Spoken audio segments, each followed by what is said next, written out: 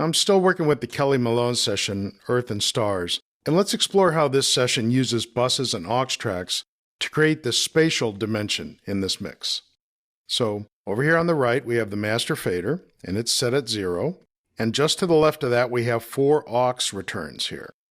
2 of them are reverbs, 2 of them are delays. The reverbs are set at 0, which we call unity gain, and the 2 delays are down. The slap is down a lot, the other one is down a little. So why are these not at 0? Why not set the return level at 0 and just turn down the send level?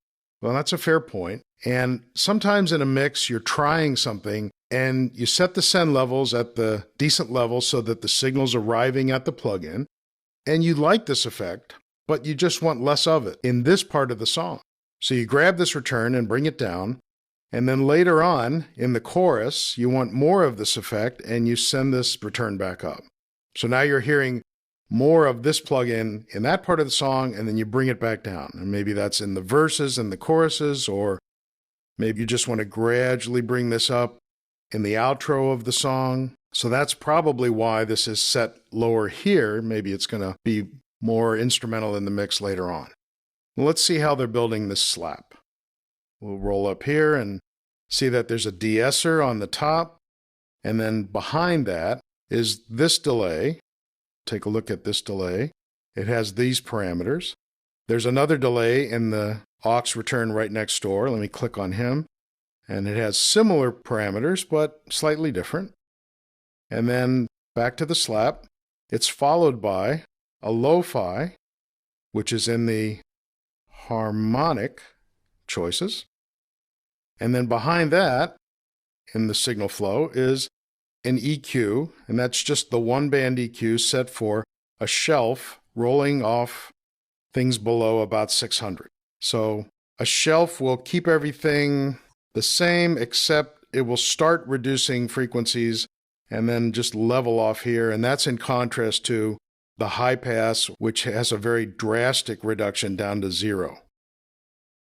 This just gives you a little less of the frequency that you choose. And there's a high shelf, which is the mirror image of it. So we'll leave it at the low shelf that we found it at. All right, closing this, and there are, as I said, 4 sends here, and the only track that I can see that gets the treatment, all 4 of them, is the lead vocal, which may not surprise us. It probably has to have the most change in texture throughout the mix from top to bottom of the song.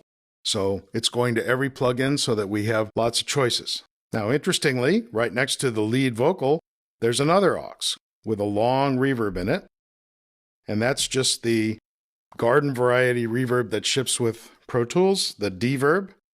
And it's set for a large plate at about 6 seconds, which is kind of long in reverb terms, so it was named properly.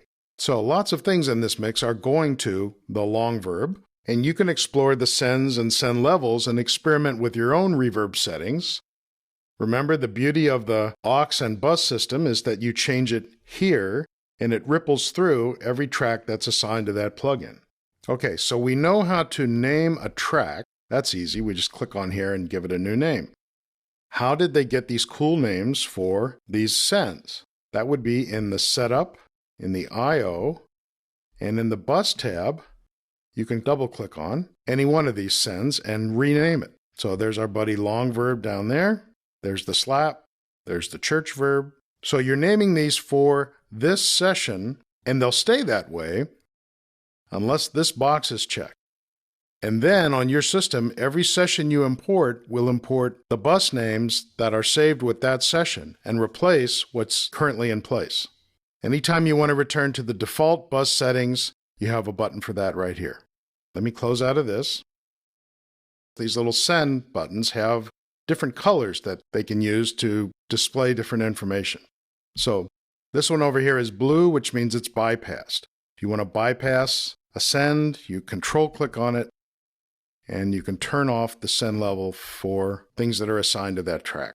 Gray means it's active, and if it turns red, too much signal has passed through the send level and it's distorted, and you need to bring your send level back down. Now, sometimes you get to a point in a mix when you just want to hear everything dry without all the processing you've added. And now, in the track menu, we can bypass inserts, either all of them or by category. So that's new to Pro Tools 11. And notice this is in the track menu, which means it's going to do it for any active track, any track that you've selected. So that would be, let's say, this lead vocal now. Or if I want to just select a bunch of tracks, I can deactivate the plugins for any tracks that I've selected. So there are some tips to help you create the textures, the spatial dimension in your mix.